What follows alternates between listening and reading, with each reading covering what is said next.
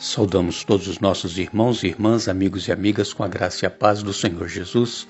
Mais uma vez nos encontramos e somos agradecidos a Deus por Ele nos conceder este privilégio de estarmos juntos em mais um dia de vida, em mais um momento para estudarmos a Sua Palavra.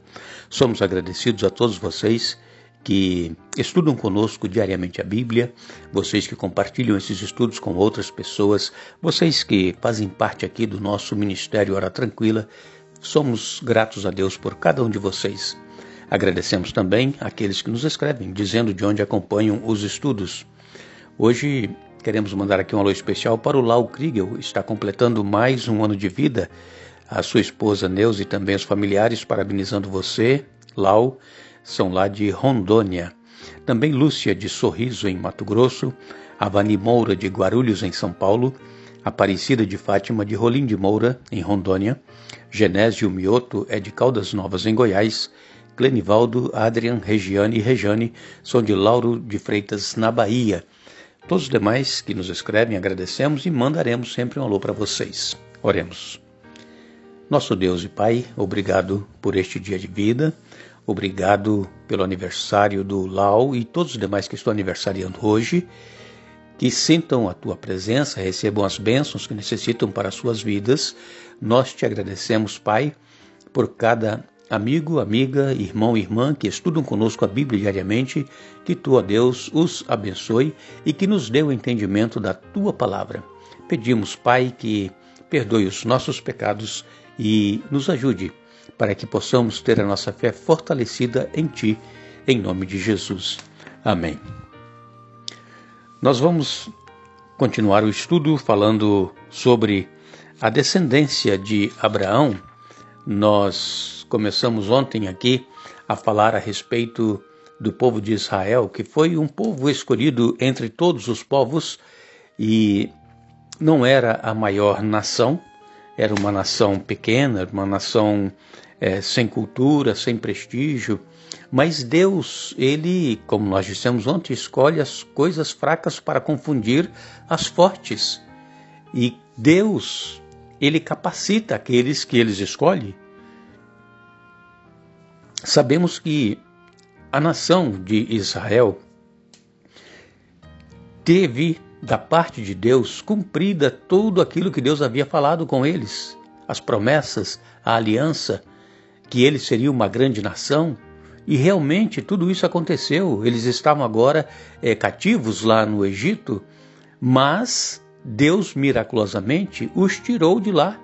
E nós vemos que Deus havia prometido a Abraão que daria a eles aquela terra em que Abraão estava pisando, só que eles iriam passar um período em cativeiro, iriam estar escravizados. Mas quando José, que estava lá no Egito como governador, José, ele estava agora já no seu leito de morte, já estava à beira da morte. Ele reafirmou esta promessa que Deus havia feito de que eles tomariam posse da terra. Em Gênesis capítulo 50, verso 24, diz assim: José disse a seus irmãos: em breve morrerei, mas certamente Deus os ajudará e os tirará desta terra. Ele os levará de volta para a terra que prometeu solenemente dar a Abraão, Isaque e Jacó. Então, José, ele cria também nas promessas que Deus havia feito. José, ele não chegou a ver o cumprimento da promessa. A família dele, os descendentes de Jacó, estavam no Egito, e José não viu eles se tornarem também um povo numeroso, um povo grande, porque José morreu. E ele disse aos seus irmãos que Deus iria cumprir a promessa de levá-los de volta à terra prometida, só que isso demorou mais de 200 anos. Nós lemos em Gênesis capítulo 15, eu vou ler com vocês, Gênesis capítulo 15, nos versos 13 e 16, diz assim: Então o Senhor disse a Abrão: esteja certo de que seus descendentes serão forasteiros em terra alheia, onde sofrerão opressão como escravos por 400 anos. E agora o verso 16: depois de 4 gerações, seus descendentes voltarão a esta terra, pois a maldade dos amorreus ainda não chegou ao ponto de provocar meu castigo.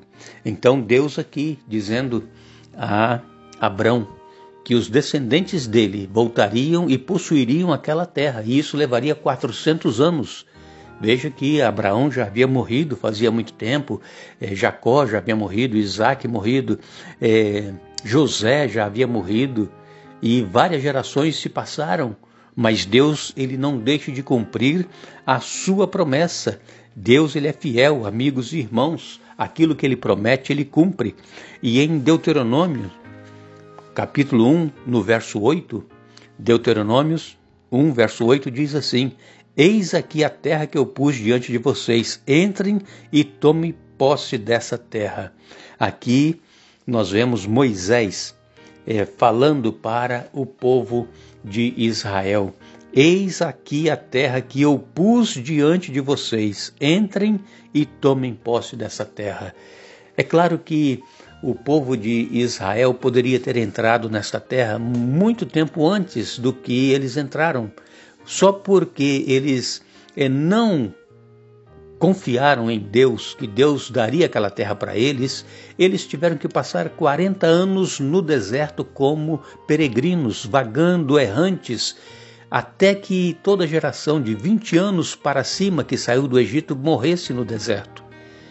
Então, irmãos, nós temos uma promessa de que Jesus vai voltar e ele vem nos buscar e ele vai nos levar para o lugar onde ele está.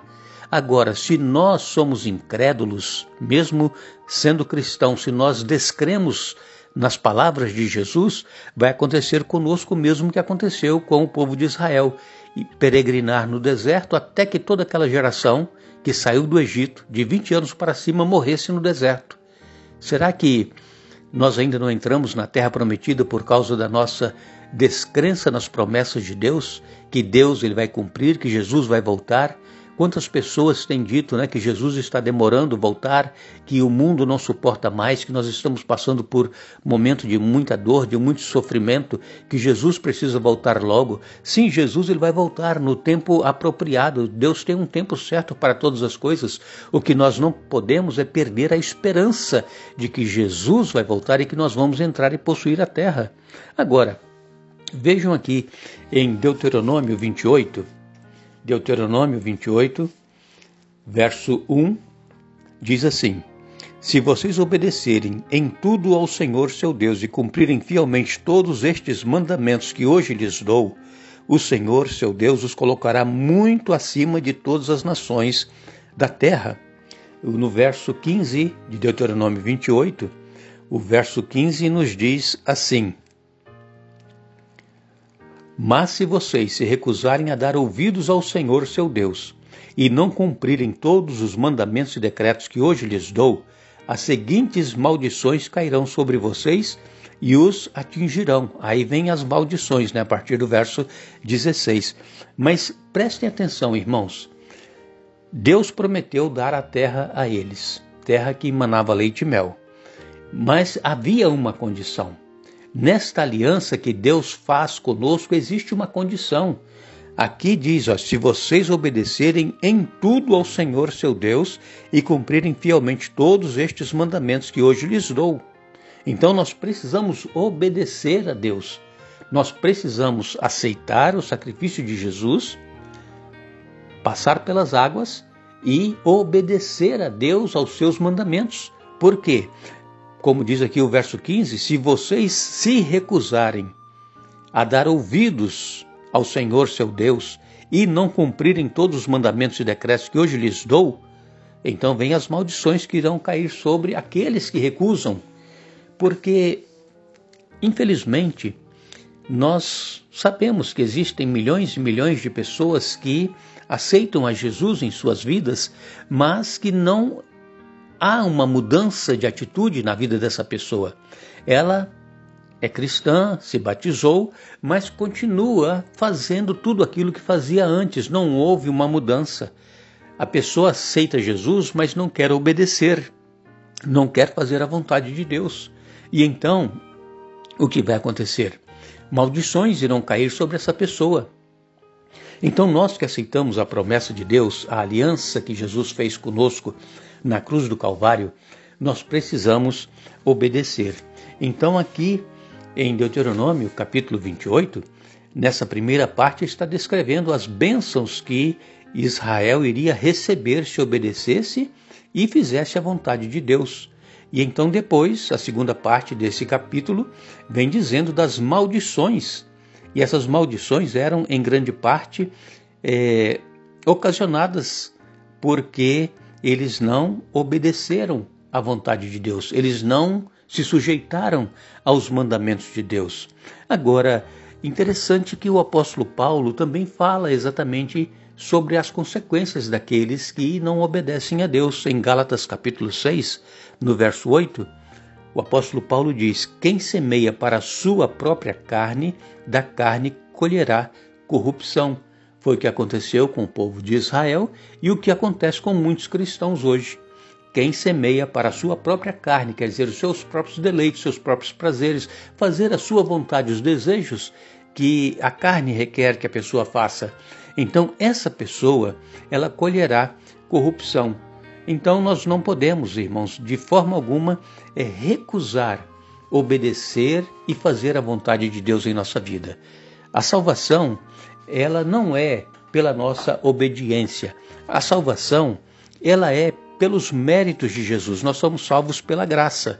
Quando nós aceitamos a Jesus, nós somos justificados, nós somos perdoados. Mas a partir daí, nós precisamos então andar com Jesus, ouvindo a voz dele falando à nossa mente, ao nosso coração, obedecendo os seus ensinamentos, colocando em prática em nossa vida, porque é o resultado da salvação em Jesus. Todo aquele que é salvo em Jesus precisa obedecer, porque se nós não obedecermos, nós não estamos cumprindo com a nossa parte da aliança que Deus faz com cada um de nós. Nós estaremos novamente juntos amanhã, dando sequência ao estudo desta semana, mas não nos esqueçamos: farei com eles aliança eterna, jamais deixarei de lhes fazer o bem. Jeremias 32, verso 40. Que Deus nos abençoe.